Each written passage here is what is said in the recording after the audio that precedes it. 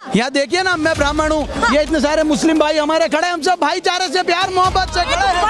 देखिए ना, ये देखिए आप। सवाल होता था विपक्ष कहाँ है, आज विपक्ष सड़कों पर है, संघर्ष कर रहा है जनता के बुनियादी सवालों। तिरंगा कैसे लहरा रहा है? कश्मीर नहीं भैया, मोहब्बत का शोरूम खोल दिया है। हदे शहर से निकली तो गांव गांव चली, तेरी याद मेरे संग पाँव पाँव चली। वो सफर करते धूप का तो तजुर्बा होता, वो जिंदगी ही क्या जो छाँव छाँव चली। क्यों बोल रहे हैं? अच्छा, कौन बोलता है देशद्रोही है? बोल रहे हैं प्यार है कि नहीं है? ये प्यार है बीजेपी। हम कश्मीरी है, हम कश्मीर के रहने वाले।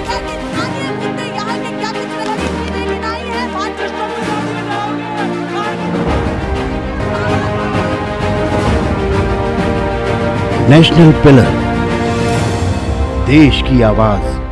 नमस्कार, बहुत स्वागत है आप सभी का। मैं आपके साथ मीरा राजपूत। आप देखना शुरू कर चुके हैं नेशनल पिलर।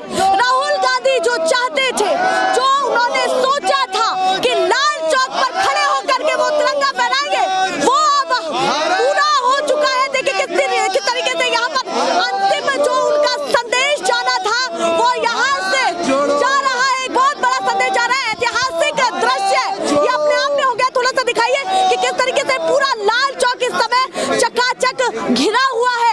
कैसा महसूस कर रहे हैं? राहुल गांधी के साथ पूरे समय पीछे पीछे तिरंगा फहराते रहते हैं और राहुल गांधी ने लाल चौक पर तिरंगा फहरा दिया। मन में क्या चल रहा है? इस यात्रा की शुरुआत राहुल जी ने 7 सितंबर 2022 से भारत जोड़ो यात्रा की जो शुरुआत की थी, आज कन्याकुमारी से कश्मीर में हम पहुंचे हैं। पूरा हिंदुस्तान जुड़ता हुआ गुलदस्ते की तरह मुस्कुरा रहा। वो जो आपका सपना था वो साकार हो चुका है, आपको ऐसा लग रहा है? मेरा सपना से 12 साल पहले मैंने लिया था कि जब तक राहुल जी देश के प्रधानमंत्री नहीं बन जाते, मैं बिना चप्पल के संघर्ष करता रहूंगा। जब तक राहुल गांधी प्रधानमंत्री नहीं बन जाते, जब तक बिना चप्पलों के आप बिना चप्पल के संघर्ष करता रहूंगा। इस यात्रा के बीच में एक सबसे बड़ी देश की सबसे बड़ी यात्रा की शुरुआत हुई, भारत जोड़ो यात्रा।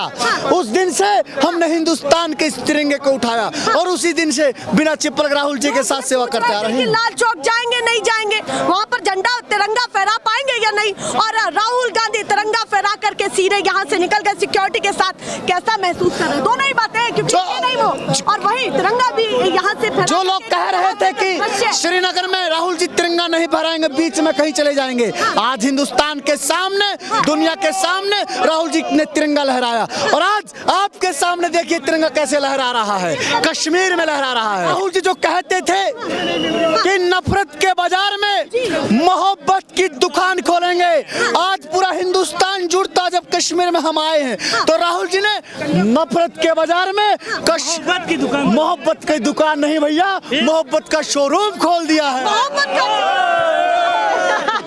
देखिए किस तरीके से यहाँ मत है लोग। आप बताइए, आप क्या सोचते हैं? इस यात्रा का ऐसा अंत, ऐसा जोश अभी भी लोगों में बाकी है। कहते हैं कि यात्रा जब खत्म होती है तो जोश नहीं दिखता है, पर इनमें बढ़ता जा रहा है। क्या मन में है? देखिए, हदे शहर से निकली तो गांव गांव चली, तेरी याद मेरे संग पाँव पाँव चली।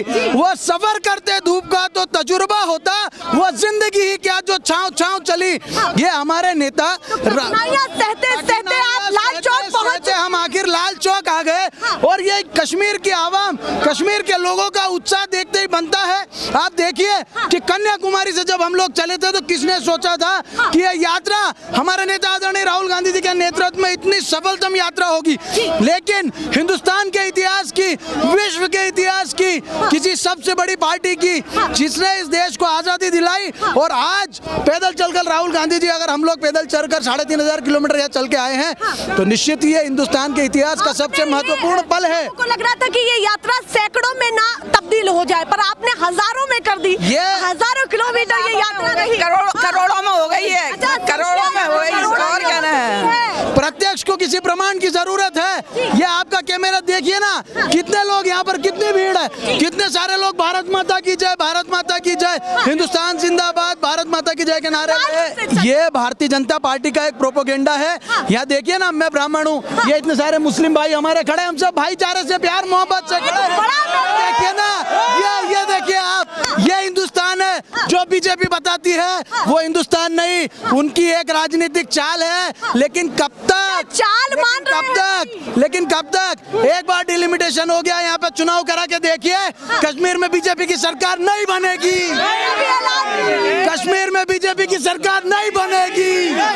बड़ा गुस्सा दिख रहा है। एक सीट भी नहीं आई बीजेपी को, एक सीट भी नहीं। सरकार की दूर की बात है बीजेपी को कश्मीर में बनाने की, एक सीट, एक एमएलए नहीं बना। नफरत तो नहीं है आप लोगों की किसी पार्टी से? ये नफरत नहीं है, ये प्यार है। बोलिए प्यार है कि नहीं है? ये प्यार है। बीजेपी यहाँ पे लोगों को भड़काती है, इसलिए इतना नेगेटिव माहौल बनता है।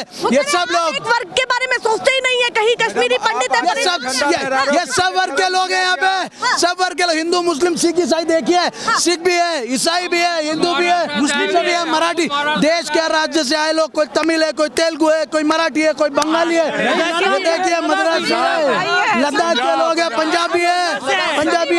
सभी यहाँ पर खुश दिख रहे हैं, वाकई सभी खुश हैं। भारत माता की। यहाँ पर किस तरीके से नारे लगते हुए यहाँ पर बोलिए। हम कश्मीरी हैं, हम कश्मीर के रहने वाले हैं, मगर एक बात है, हम जिस कांग्रेस ने इस हिंदुस्तान को बनाया है उनको बोलते हैं देशद्रोही। इस वक्त क्यों बोल रहे हैं? अच्छा, कौन बोलता है देशद्रोही है? बोल रहे हैं, मीडिया में देखो, रोज आता है, बोलते हैं कांग्रेसी है, देशद्रोही है, हिंदुस्तान को तोड़ते हैं। हम कश्मीरी, हम कांग्रेस, जिस कांग्रेस ने हिंदुस्तान को बनाया, जिसमें चलते हैं हम, हमारे एमएलए चलते हैं जहाजों में, उसने वो बनाया कांग्रेस ने। वो कांग्रेस ने बनाया कश्मीर को। नहीं, आप यहाँ के नागरिक हैं, आप कश्मीरी हैं। हाँ, कांग्रेस को लेकर के मन में क्या चलता है कि वो कैसी पार्टी है?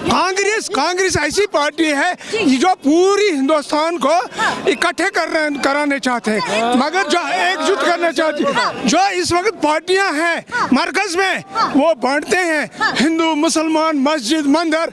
वो करो जी, इसका नाम बताओ जी, ये क्या है, वो क्या है। ये बात नहीं है। हम कांग्रेसी है ना, हम कांग्रेसी है ना, हम नेशनली है ना, हम बीजेपी है, मगर हम कश्मीरी है। जो हमने कश्मीरी होने के नाते कश्मीरी के नाते हमारी उम्र 66 हमारी उम्र है, हमने देखा है।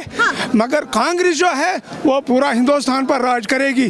जब कोई आंधी, जब कोई हो रहा है कि कुछ समय बाद कांग्रेस का राज आने वाला है। हाँ, इंशाल्लाह आएगा, ऊपर वाले की मदद से, ऊपर वाले की मदद से। पंजाब से हूँ मैं, पंजाब से हूँ। सर उठा के कौम दे सरदार चलिया कर देने, सरदार चलिया कर देने, पहरेदार चलिया कर देने, सिर झुका के मत चला मेरे दोस्तों, सिर झुका के कौम दे गद्दार चलिया कर देने। राहुल गांधी जी ने, राहुल गांधी ने दिखा दिया है कि कैसे झंडा लहराया जाता है, बातें कैसे की जाती हैं। झंडा लहराया गया है, पूरे हिंदुस्तान का झंडा यहाँ लाल चौक पे लहराया गया है। और आपको दिख रहा है जैसे जवाहरलाल नेहरू के समय वो तस्वीरें वहाँ से निकली थी, यहाँ से निकली थी, इसी धरती यहाँ से निकली थी। धर्म निरपेक्षता का मैसेज भी यहाँ से निकल रहा है, और संविधान को बांधने का भी मैसेज यहाँ से निकलेगा। और कांग्रेस में जो हमारे राहुल गांधी जी हैं वो प्रधानमंत्री बनेंगे, और ये हमारी पूरी तैयारी है। उसके लिए काम भी की रक्षा भी करेंगे, राजनीति की रक्षा भी करेंगे, व्यापारी की रक्षा भी करेंगे, किसान की भी करेंगे, और हमारे भाइयों की भी रक्षा वो करेंगे। तमाम मुद्दों को लेकर के साथ चले, ये मैसेज यहाँ से। आप बताइए, आप कहाँ से आए हुए हैं और यात्रा में कहाँ से शामिल हुए, और अंत में यहाँ से क्या मैसेज? हम लोग गंगा जमुनी तहजीब के मरकज लखनऊ से हैं। हम उत्तर प्रदेश से लगातार चल रहे हैं, लगातार 1 महीना हो गया है।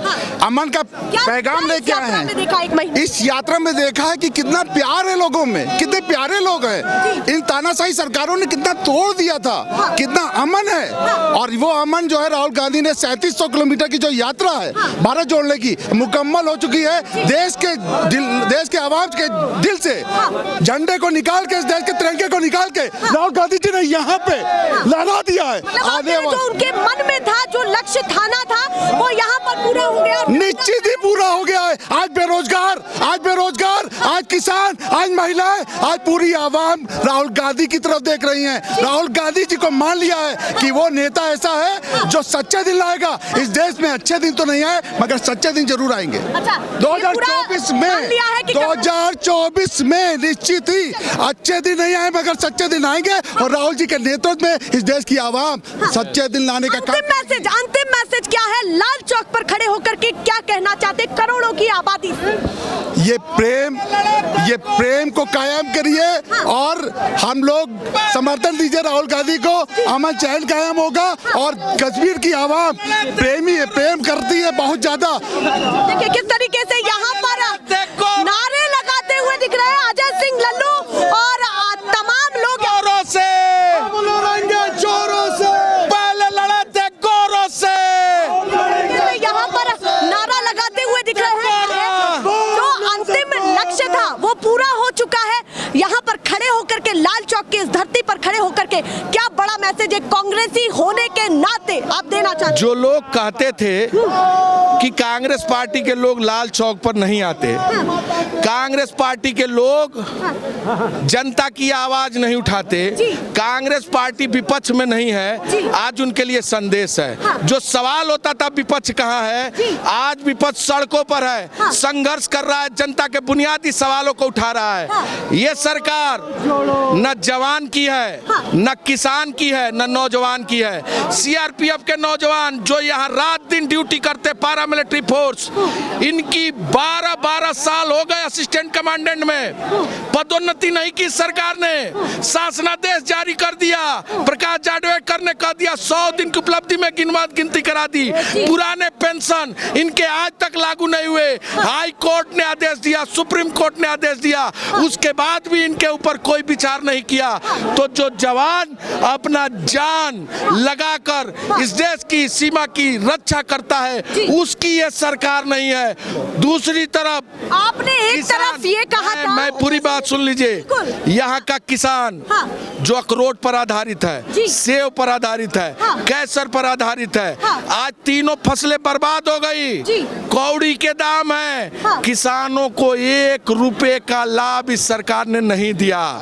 नौजवान पीएचडी, एमफिल, बीटेक, एमटेक तमाम तरह की डिग्रियां प्राप्त करके बैठा है। उन नौजवानों के बारे में इस सरकार ने कोई योजना नहीं बनाई। जो लोग कहते थे, बहुत सारे मुद्दे तो गिना रहे हैं, पर सवाल ये है एक तरफ राहुल गांधी ये कहते हैं कि हम कश्मीर के मुद्दे नहीं उठा रहे, पहले हम चाहते हैं कि एकजुटता है, और आप मुद्दे उठा रहे हैं। कहीं 2024 की भी बात होती है, तो क्या ये 2024 का आगाज दिख रहा है जो यहाँ पर लाल चौक पर खड़े होकर के चकाचक ये पूरी धरती पूरी यहाँ पर भरी हुई है और नॉन कांग्रेसियों का भी प्यार मिल रहा है, कैसे देख रहे हैं? देखिए मैं समझता हूँ यहाँ आना, यात्रा करना, भारत को जोड़ने की बात करना, इसका परिपेक्ष समझिए।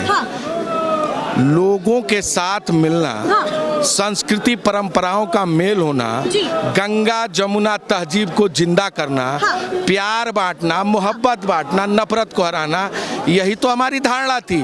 और दूसरी तरफ जो तमाम मुद्दे किसानों के हैं, नौजवानों के हैं, गरीबों के हैं, मजदूरों के हैं, शोषितों के हैं, वंचितों के हैं, उस तमाम मुद्दों को एकजुट कर एक मंच पर लाकर उठाना। और किन प्रदेशों में, अगर कर्नाटक देखिए तो 40% में मुख्यमंत्री जी कमीशन लेने के नाम पर पूरी तरह प्रख्यात है। अगर आप आगे आएंगी तो मध्य प्रदेश में किराए की सरकार, आईएएस और आईपीएस वहाँ किराए की गाड़ी में चलते हैं और खरीद कर सरकार बनाई। अब उत्तर प्रदेश में आएंगी, मेरा सवाल ये है, ब्रांडिंग के मुख्यमंत्री। देखिए आपको प्यार जीतना पड़ेगा जनता का। जब तक आप जनता के मन में नहीं उतरेंगे, जब तक कांग्रेस पार्टी सत्ता में भी नहीं आ पाएगी, और जब तक सत्ता में नहीं आए तब तक आप एक्शन में भी नहीं आ पाएंगे, क्योंकि अभी आप बातें सुन रहे हैं पर उस पर अभी अमल नहीं हो सकता। सत्ता में आएंगे तभी होगा। कैसे जनता को एक विश्वास आप दिलाना चाहते हैं जो आपको देख रही है? देखिए पहली बात तो ये समझने का प्रयास करिए कि एक खेतिहर किसान खेती करता है, समय से पानी देता है, बीज देता है, समय से खाद देता है, और यह सोचता है कि फसल लहराएगी तो 2 पैसे हमारे पास आएंगे तो हमारा जीवन चलेगा और हमारे परिवार का भरण पोषण होगा। और निश्चित तौर से वो कल्पना किसान जो करता है वही एक राजनीतिक पार्टी करती है। हम खेती तो कर रहे हैं, बाकी ऊपर वाला तैयारी कर ली है, ऊपर वाला है। चलिए बहुत धन्यवाद आपका। ये तस्वीरें यहाँ से निकल रही है, इस लाल चौक से आज आज वाकई एक ऐतिहासिक दृश्य निकला है। एक और नाम लाल चौक के इस लिस्ट में जुड़ चुका है, एक और नाम लाल चौक के इस लिस्ट में जुड़ चुका है और वो है राहुल गांधी, जिन्होंने यहाँ पर तिरंगा फहरा दिया है और कड़ी सुरक्षा के बीच में, और उसके बाद लोगों को यहाँ पर आने की अनुमति मिली है। ये यहाँ की तस्वीरें हैं। मैं ऐसे ही जो भी एक्सक्लूसिव तस्वीरें हैं वो बटोर करके आप लोगों को दिखाती रहूंगी। फिलहाल के लिए नमस्कार।